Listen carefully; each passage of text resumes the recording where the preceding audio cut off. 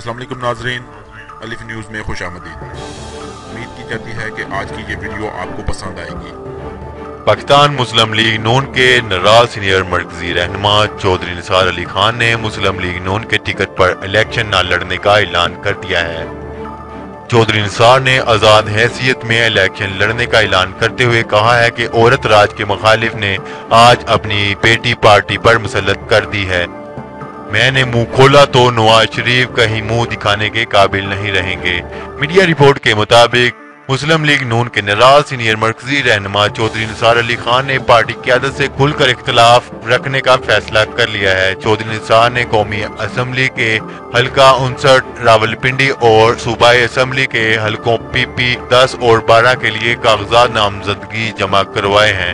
उन्होंने आज मीडिया से गुफ्तगू करते हुए कहा कि पार्टी ने सियासी यतीमों को टिकट दे दिए हैं। मैंने मुंह खोला तो नवाज शरीफ कहीं मुंह दिखाने के काबिल नहीं रहेंगे।